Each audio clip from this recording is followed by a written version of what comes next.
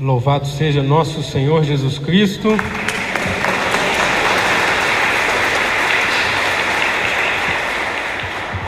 Bom, para quem não me conhece, meu nome é Daniel Barcelos.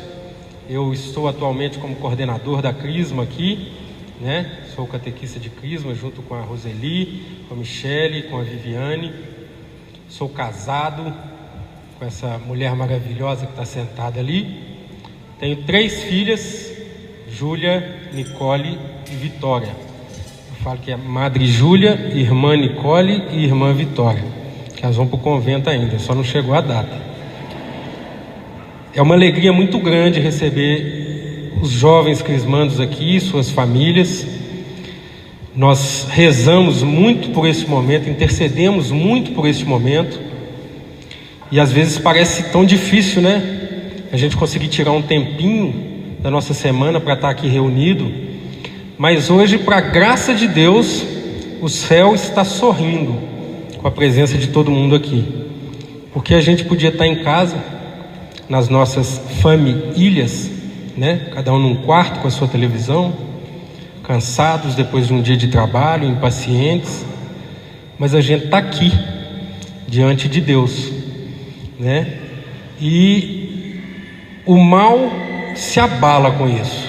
O mal tenta impedir que os filhos se aproximem do pai. Há 2 dias praticamente eu estou de cama. Daqui para cima está tudo infeccionado. Não pude vir no encontro da Crisma da terça-feira por essa razão. Mas eu falei com o Walter. Falei, haja o que houver, eu estarei lá. Se não firme e forte, pelo menos firme eu estarei lá. Porque quem preparou esse momento aqui foi Deus. Este momento foi pensado, planejado e comunicado aos crismandos e às suas famílias como um encontro obrigatório de preparação. Sábado a gente tem o nosso retiro, né? E já no dia 6 de maio a celebração da Crisma. Mas esse que é um momento obrigatório, na realidade é um momento de milagres, de curas, de prodígios. E ainda que você não veja, ainda que você não perceba pelo sentimento, a gente é muito dependente do sentimento, né? A gente quer sentir as coisas, né? Mas mesmo que você não sinta, mesmo que você não veja, a partir do momento que você saiu de casa para vir para cá, com seus familiares, com seus filhos, com seus afilhados, Jesus está agindo poderosamente na sua vida. O Espírito Santo está abrindo o seu coração para coisas que talvez estivessem escondidas, estivessem esquecidas, mas que Ele escolheu essa noite para falar ao seu coração. Aqui está o que a gente chama de pedaço do céu na terra. É o que é uma família, pedaço do céu na terra. É por isso que a família hoje é tão combatida. É por isso que o mal fica tão enraivecido e quer tanto atacar as famílias, porque é um pedaço do céu na terra. Então, glória a Deus pela presença de vocês aqui hoje. Eu quero que vocês escutem com os ouvidos, mas principalmente com o coração aberto e inundados do Espírito Santo, essa palavra que eu vou proclamar com o seguinte tema: o Pai te chama de volta para casa. Esse é o tema dessa noite. O Pai te chama de volta para casa. Até mesmo quem trouxe a Bíblia, eu vou pedir para não abrir, eu vou pedir para escutar essa palavra que está lá em Lucas 15, 11 a 32. E Jesus continuou: um homem tinha 2 filhos. O filho mais novo disse ao pai: pai, dá-me a parte da herança que me cabe.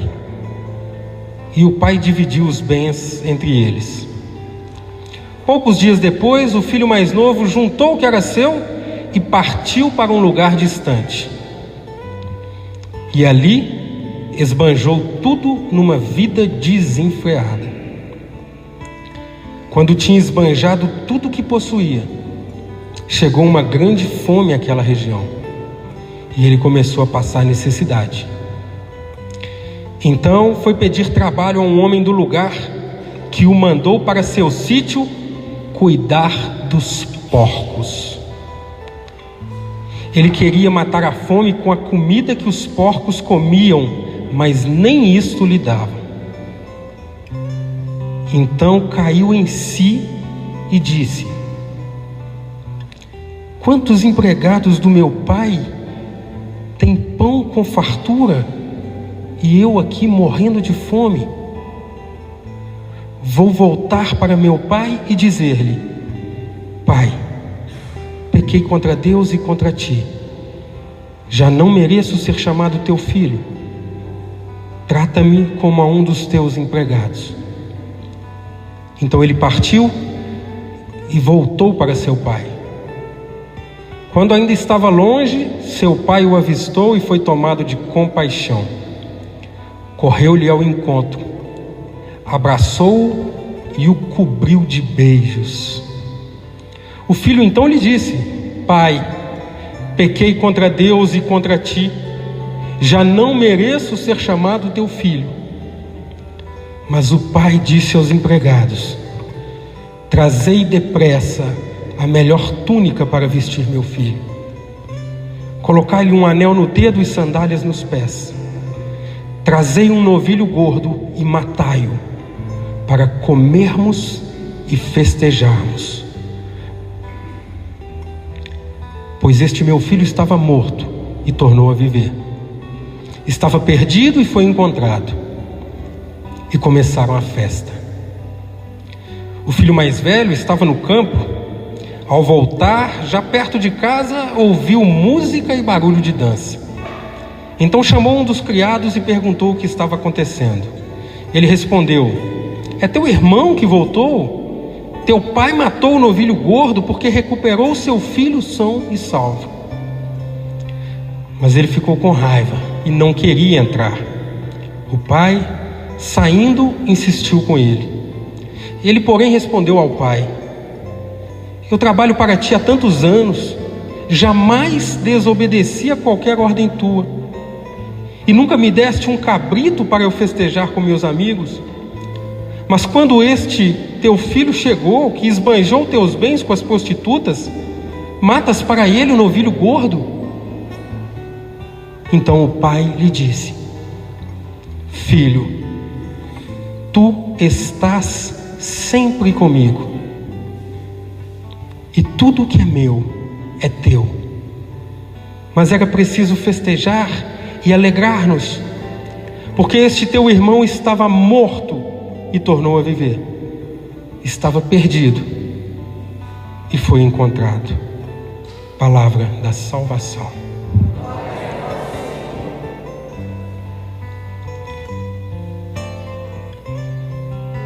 Eu não sei há quanto tempo cada um aqui está próximo ou está distante da igreja.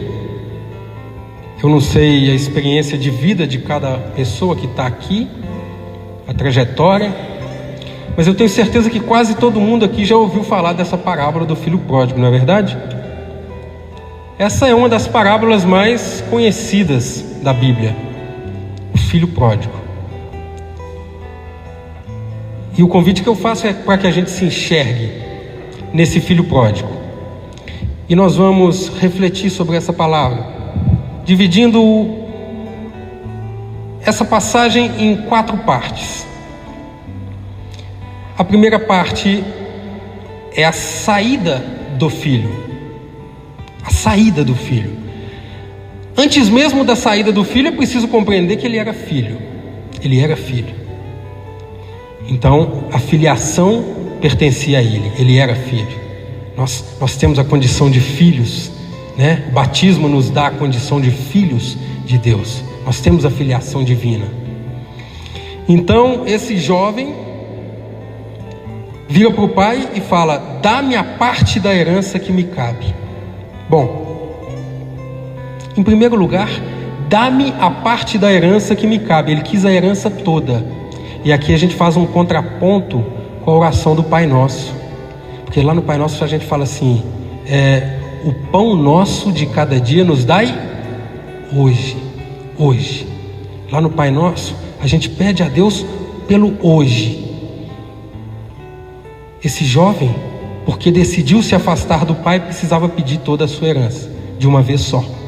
Ele não estaria mais perto do pai para receber o pão de cada dia hoje. Então esse jovem, cheio de soberba, cheio de arrogância, cheio de independência, cheio de autonomia, ele decide partir para longe do pai. E ele mata esse pai. Por que ele mata esse pai? Alguém aqui já ouviu falar de herança de pai vivo? Se o filho vira para o pai e diz: dá-me a parte da herança, é porque para mim você está morto, pai.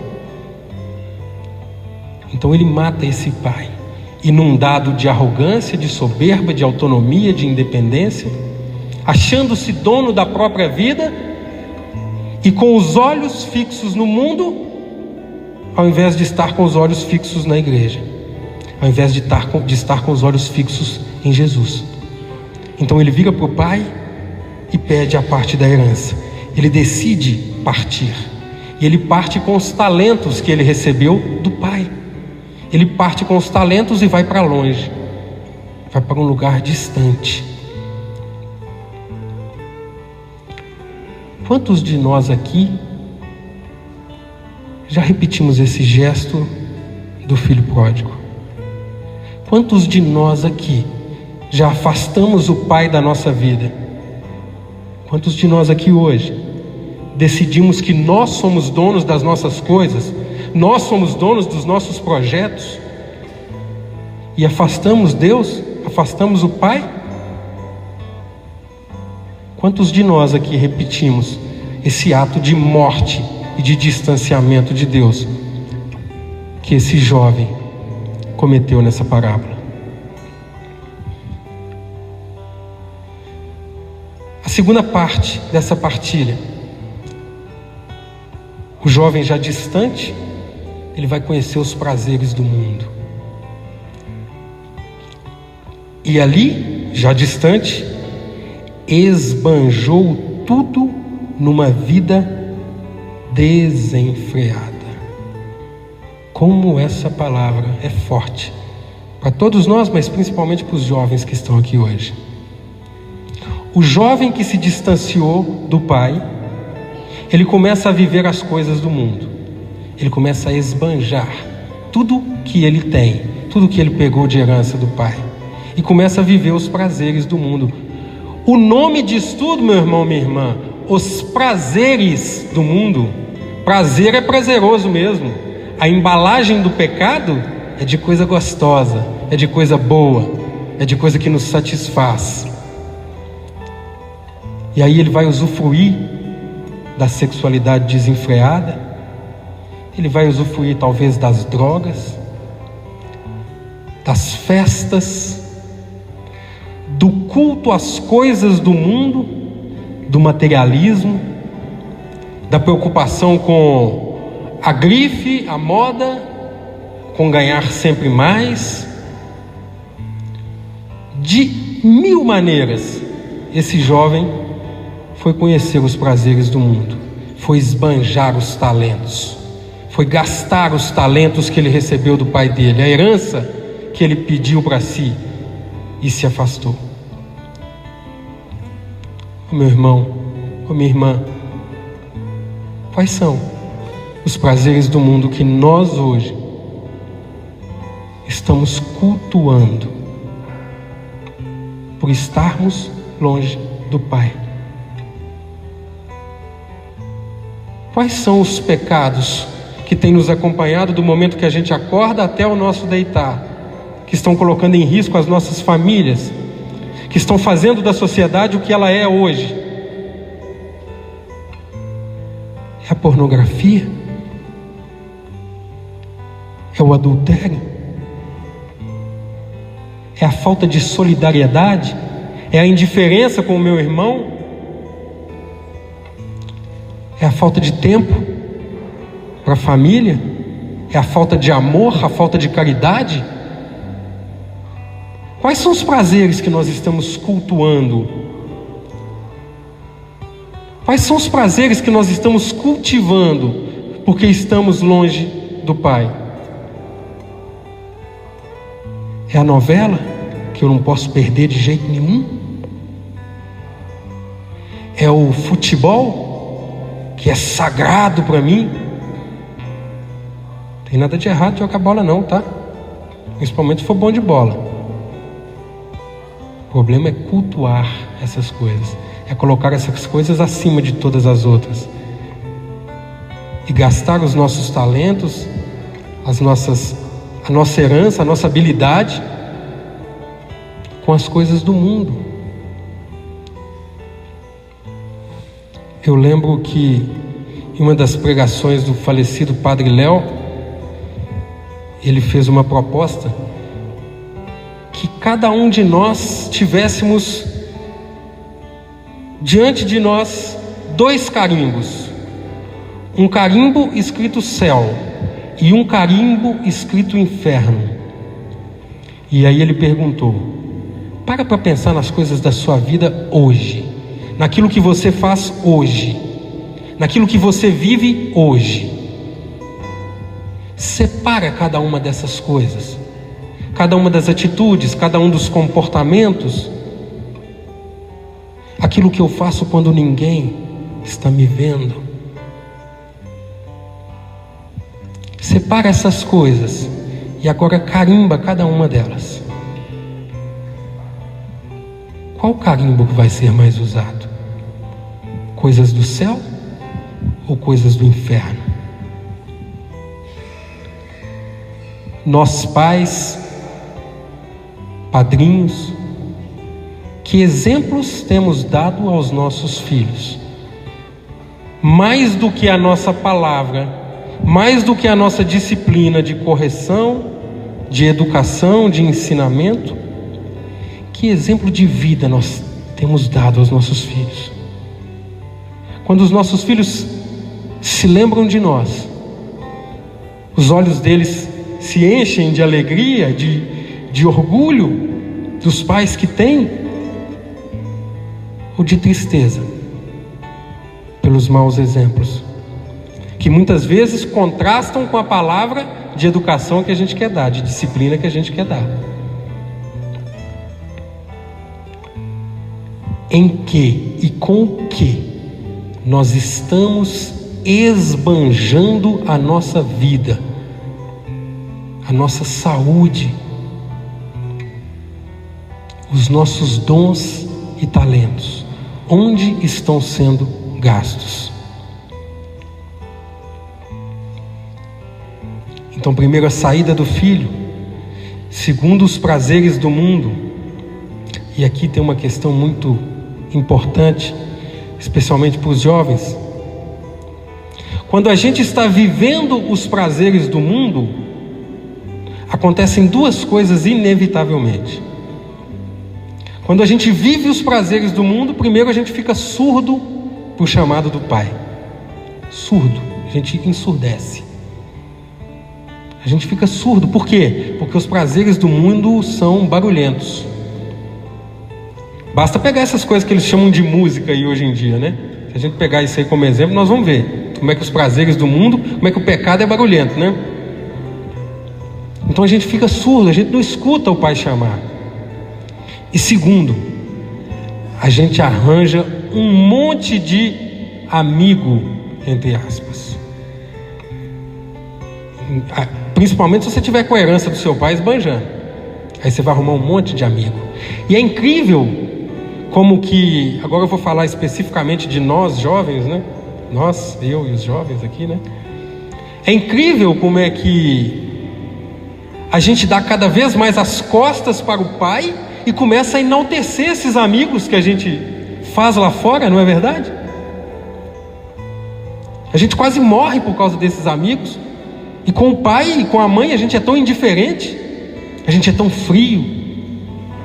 Mas esses amigos que a gente arruma lá no mundo, eles representam joias preciosas para a gente, e a gente tem todo o carinho do mundo, toda a atenção, toda a paciência. Quando é a mãe e o pai, aí é aquele bicão desse tamanho, não é assim? Aquele bicão, aquela impaciência. Nossa, meu pai enche o saco demais, minha mãe enche o saco demais. Não é assim? Só que nós vamos ver que esses falsos amigos logo logo desaparecem, porque são falsos amigos. Até isso é importante, mesmo distante do Pai. Preciso buscar amizades verdadeiras. Quer fazer um teste para saber se sua amizade é boa ou ruim? Faça-se a seguinte pergunta, ou melhor, responda a pergunta que eu vou fazer.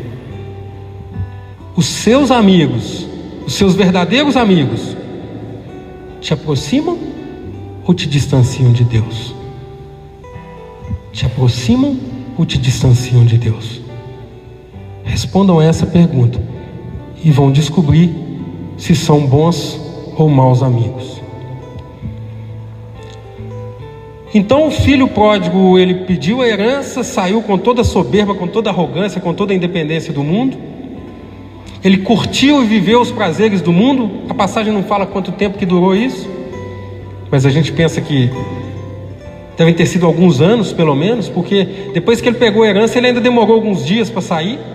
E creio eu que esses dias ele estava vendendo as terras do pai dele para poder juntar o dinheiro e sair para o mundão, né? Porque senão ele tinha saído imediatamente. Então ele ficou alguns anos esbanjando os prazeres do mundo, vivendo o pecado. Ele se acostumou com o pecado, porque a gente se acostuma com o pecado. A gente se acostuma e começa a achar que não tem nada a ver. O mundo o tempo inteiro fala isso com a gente, é o relativismo. Não, isso não tem nada a ver. Quando você quer falar de Deus, as pessoas falam assim: nossa, mas você é muito extremista. Nossa, mas você é muito rigoroso. O pecado adora usar esses termos. Então, esse jovem vai, ele aproveita, faz e acontece, fica surdo ao chamado do pai. E aí vem o terceiro ponto dessa passagem: as consequências do pecado. O pecado vem embrulhado em papel de presente. Ele parece que é gostoso, ele parece que é legal, ele não exige esforço. Mas depois que você passa a viver e se acostumar com o pecado, vem as consequências do pecado. A primeira consequência do pecado, a escravidão. Prestem atenção nessa passagem. Então foi pedir trabalho a um homem do lugar, que o mandou para seu sítio cuidar dos porcos. Ele queria matar a fome com a comida que os porcos comiam, mas nem isto lhe davam. Ele trabalhava cuidando dos porcos, meu irmão, minha irmã, sem remuneração, sem salário. Isso é o quê? Escravidão. Então é a primeira consequência do pecado. Você vira escravo do pecado. Às vezes está ali o jovem mergulhado na pornografia, ele não consegue se libertar daquilo. Vamos olhar os dependentes químicos,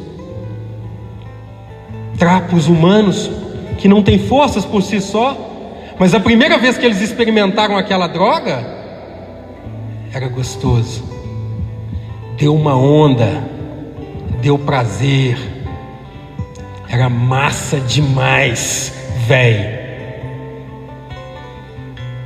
Ele ficou muito doido, mas depois veio a consequência. Trapos humanos que a gente vê andando pelas ruas, cometendo pequenos furtos, porque nem a comida dos porcos eles têm. Nem a comida dos porcos. Quem vive no pecado se equivoca achando que é livre, e essa é uma das maiores mentiras de Satanás. Quem vive no pecado é escravo do pecado. E quando a palavra fala que ele foi trabalhar alimentando os porcos, nós podemos tranquilamente entender como porcos os demônios. Quem vive no pecado serve aos demônios, serve aos porcos e fica escravizado. E é impressionante, porque quem vive no pecado e começa a se confrontar com as consequências do pecado, vai sendo tomado de um vazio, de um vazio, de um vazio que não tem fim. Ainda que consiga alcançar alguns objetivos mundanos, alguns objetivos do mundo material, ainda que consiga realizar alguns desejos, nada consegue satisfazer. Por quê? É outra consequência do pecado, um vazio. A pessoa às vezes ri por fora, se diverte, pula, canta, né? Toma todas, mas por dentro é um vazio muito grande. E esse vazio vem com tristeza, com angústia, com ansiedade. Nós nunca adoecemos tanto sob a perspectiva emocional como nos tempos atuais. Nunca, nunca. Isso é consequência do pecado. E esse filho que se afastou do pai, que esbanjou todos os seus talentos, que aproveitou os prazeres do mundo e que agora começa a se confrontar com as consequências desse pecado, ele se sente só, porque aqueles amigos já se foram há muito tempo, junto com o dinheiro dele. E ele se sentindo só, ele sente dor e sofrimento. E às vezes é só na dor e no sofrimento que a gente cai em si. Dificilmente a gente cresce e amadurece em um resort na beira da praia com o pé na areia tomando água de coco.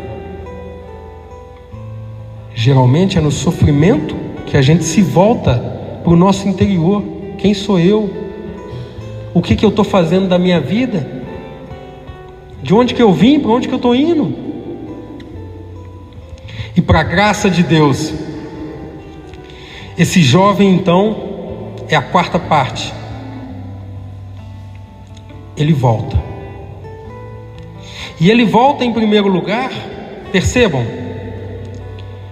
quantos empregados do meu pai têm pão com fartura e eu aqui morrendo de fome. Vou voltar para meu pai e dizer-lhe: pai, pequei contra Deus e contra ti, já não mereço ser chamado teu filho, trata-me como a um dos teus empregados. A primeira atitude desse jovem então, no abismo do sofrimento do pecado, é retornar a si mesmo. E retornando a si mesmo, ele tem uma atitude de fé, meu irmão, minha irmã. Uma atitude de fé. E ele tem fé em um pai que é justo. Veja bem, ele tem fé em um pai que é justo. Ele não fala assim: eu vou voltar e pedir para ser filho de novo, não. Ele fala assim: eu vou voltar e pedir para meu pai me tratar como um dos seus empregados. Isso seria justiça ou não seria? Seria. Ele pediu a herança, ele matou o pai dele. Então, se ele voltasse e o pai dissesse: a partir de hoje fica aqui como um dos meus empregados, que tinha um tratamento digno, o pai estava sendo justo. Então, lá no fundo do abismo do sofrimento dele, ele tem essa atitude de fé. Quando a gente fala em fé, parece algo tão difícil, mas a gente esquece que cada um de nós aqui vive essa fé todos os dias em pequenos detalhes. Às vezes a dificuldade é viver a fé em Deus. Alguém aqui almoçou em restaurante hoje? Levanta a mão, por favor. Vocês conheciam um cozinheiro? Não? Teve fé nele, né? Em alguém que você não viu e que não conheceu, né? Alguém andou de ônibus aqui hoje? Conhecia o motorista, Fernando? Você sabia se a carteira dele estava vencida? Se ele dirigia bem? Teve fé, né? Fé em alguém que não conhece, que nunca viu. Nós temos fé o tempo inteiro. Nós temos fé nos professores aos quais nós entregamos os nossos filhos. Nós temos fé no outro motorista que está no trânsito quando a gente está dirigindo o nosso carro. Nós temos fé no cozinheiro do restaurante, que a gente não conhece, que ainda assim vai lá. Imagina, não sei se o cara endoidou. Imagina se ele endoidou naquele dia e resolve colocar veneno na comida de todo mundo no restaurante. Eu não sei. Mas a gente tem fé. E esse jovem, ele tem uma atitude de fé. E fé em um pai justo. E aqui vem a grande questão, meu irmão, minha irmã. Esse jovem que estava distante, servindo aos porcos, escravo do pecado, ele toma uma decisão baseada na fé. E qual que é a decisão dele? A decisão dele é de retornar. Arrependimento. Eu estou arrependido porque eu fui para longe do meu pai e eu decido retornar. É o que a gente chama de conversão. Arrependimento mais retorno. Percebam, o pai em momento algum foi lá obrigar o filho a voltar para casa, porque o pai que ama verdadeiramente, ele dá liberdade, senão não é amor. Mas esse filho caiu em si, e numa atitude de fé, ele decide voltar. E essa volta, olha o sacramento aqui da reconciliação, o sacramento da confissão. Nessa volta, ele ensaia a confissão dele. Ele fala assim: eu vou chegar perto do meu pai e vou dizer: pai, pequei contra Deus e contra ti. É a confissão. Então ele inicia o caminho de volta. Ele inicia essa jornada.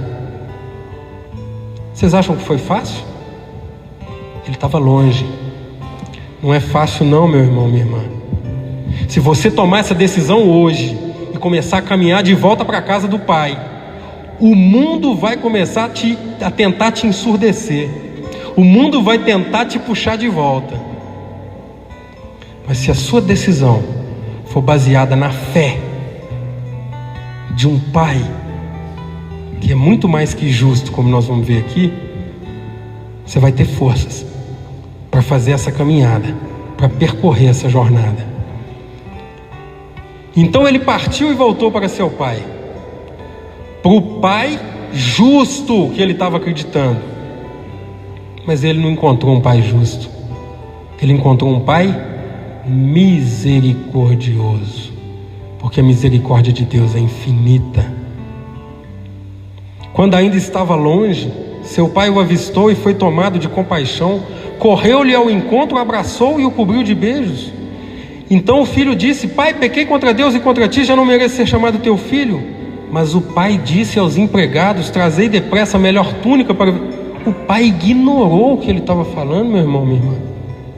Ele estava esperando encontrar um pai justo e encontrou um pai misericordioso. O pai cobriu ele de beijo. O pai disse para ele assim: não importa onde você esteve, não importa o que você fez, eu estou feliz porque você está de volta.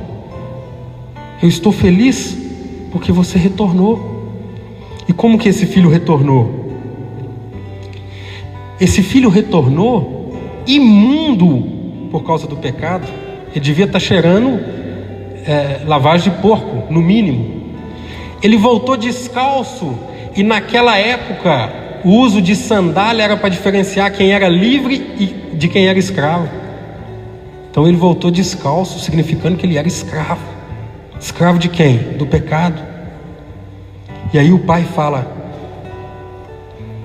trazei depressa a melhor túnica, colocai-lhe um anel no dedo, anel, a filiação devolvida, a aliança entre pai e filho que não pode ser quebrada,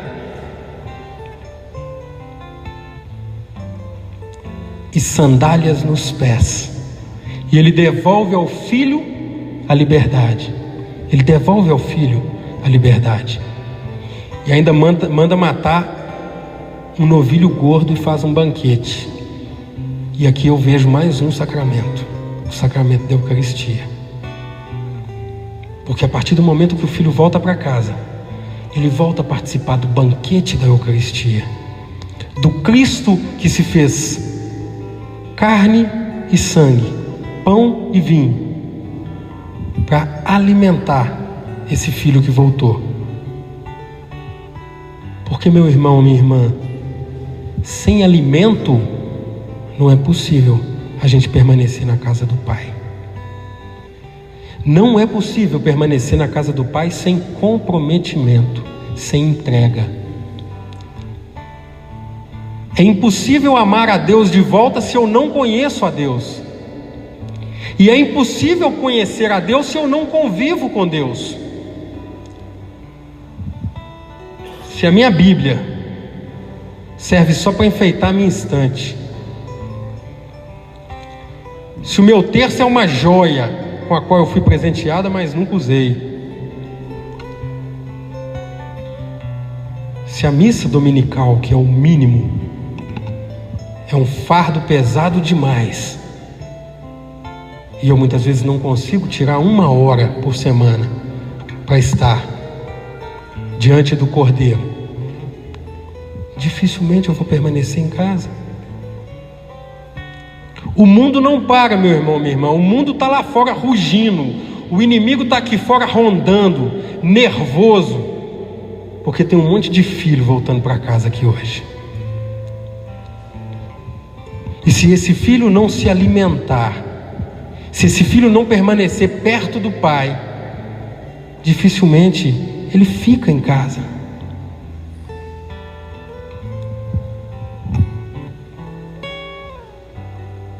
Porque mesmo quando se está em casa, não é difícil se distanciar do pai. E aqui eu uso o exemplo do filho mais velho. O filho mais velho volta e fica triste porque o pai está fazendo uma festa pelo filho mais novo. Ele fala com o pai: poxa pai, eu sempre estive aqui, eu sempre te obedeci. Quantos de nós que caminham dentro da igreja, volta e meia estão questionando a Deus? Ô meu pai, eu sirvo na Crisma. Ô meu pai, eu sou servo do grupo de oração. Por que está acontecendo isso comigo? Por que fulano tudo dá certo para ele e para mim dá errado? Quantos de nós agimos dentro da igreja como o filho mais velho, que está distante do pai mesmo estando dentro de casa? Por quê? Porque esquece que se a gente está junto do pai, se a gente está em casa, tudo que é do pai é nosso. A gente esquece os pequenos milagres que a gente vive todos os dias. Isso aqui para mim hoje não é um dos pequenos milagres. Isso aqui é um grande milagre. A presença de vocês aqui hoje, o abrir os olhos todos os dias, o ser capaz de levantar, de andar, de trabalhar, ainda que desempregado, o ser capaz de ter saúde para pegar um ônibus e entregar currículo. A gente vê gente morrendo todo dia e a gente não aprende. A morte precisa nos ensinar a viver melhor. A gente faz como esse filho mais velho, que esquece tantas bênçãos e tantas graças que são derramadas todos os santos dias. E a gente às vezes deixa o coração ficar endurecido, fica murmurando e reclamando, porque mesmo dentro de casa a gente está longe do pai. O meu irmão, ou minha irmã, já levantaram a plaquinha derradeira aqui para mim. Um dia eu ainda julgo que eu vou tomar essas plaquinhas aqui e vou esconder em algum lugar. Hoje eu vim planejando fazer isso, mas eu esqueci. O meu irmão, ou minha irmã, todos nós que estamos aqui hoje, mas de maneira muito especial, aos jovens da Crisma e aos seus familiares. Eu não sei qual dos dois filhos você está sendo ou você foi. Aos jovens, se você não saiu de casa ainda como o filho pródigo fez, glória a Deus. Cuidado com as coisas do mundo, cuidado com os prazeres, com os apelos do mundo. Eles são as mãos de Satanás tentando afastá-lo da casa do Pai. Cuidado com a soberba, com a arrogância, com a independência. Cuidado com os sentimentos. Muitas vezes a gente vira escravo dos nossos sentimentos. Porque eu estou sentindo isso. Porque o mundo vira para mim e fala assim: você tem o direito de ser feliz, Você tem o direito de não ser julgado, de fazer o que quiser e bem entender. A doce e suave voz do pecado tentando te afastar do seu Pai. Nesse momento em que vocês estão finalizando a preparação para a crisma, assumindo a maturidade dentro da igreja, que permaneçam na casa do Pai, que não se afastem da casa do Pai, e que não precisem servir aos porcos, nem comer lavagem. Pai nenhum aqui vai se alegrar de ter filhos cuidando de porcos. E aos pais e aos padrinhos, de maneira muito especial, eu não sei qual dos dois filhos você foi ou está sendo, o mais novo ou o mais velho. Mas se você está sendo o filho mais novo, teu pai te chama de volta. E muito além da justiça que você poderia esperar dele, você vai encontrar misericórdia. Você vai encontrar os braços abertos e o céu se alegrando, os anjos festejando e o banquete do Cordeiro à tua espera, à minha espera, à nossa espera. Tome essa decisão de fé hoje. Nós não sabemos quanto tempo temos. O céu e o inferno são de verdade. Nós não viemos para ficar aqui, nós estamos de passagem nesse mundo. O nosso destino é o céu, nós viemos do céu e precisamos voltar para o céu. E essa decisão precisa ser tomada aqui, precisa ser tomada hoje. Ninguém de nós aqui sabe quanto tempo ainda tem para tomar essa decisão. Então tome essa decisão aqui hoje, meu irmão, minha irmã. Fica de pé, por favor. Quem tiver com seu familiar aí, abraça ele. Fica bem perto, dá um cheiro. Sente esse cheiro de santidade. Não tem cheiro de porco aqui. É cheiro do céu. E toma essa decisão, meu irmão, minha irmã. Volta para casa. Volta para casa. Volta para casa. Porque o Pai está te esperando. Deus te espera com um abraço de Pai. Feche os teus olhos. Fecha os teus olhos e ora essa canção.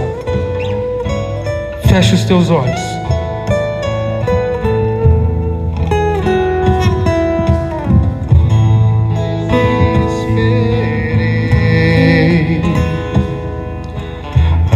Ansioso queria te ver e te falar o que há em mim.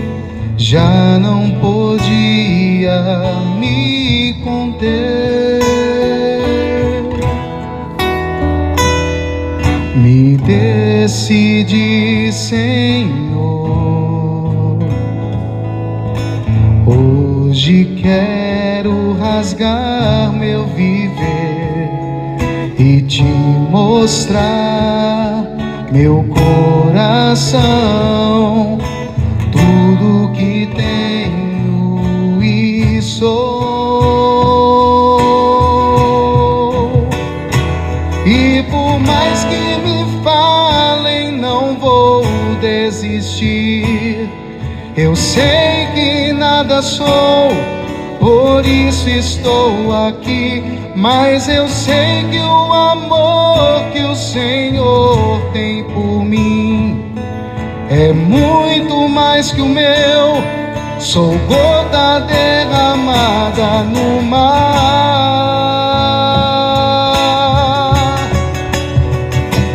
Quanto tempo também o Senhor me esperou.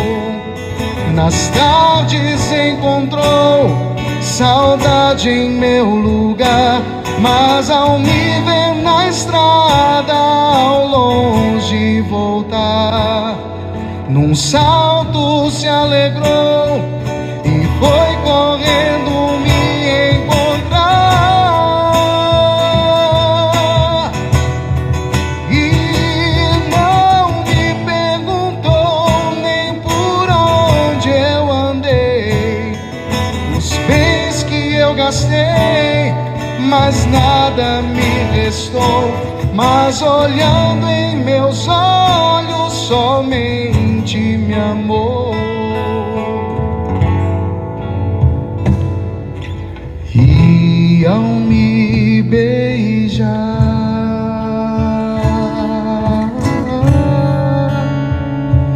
me acolheu num abraço de paz.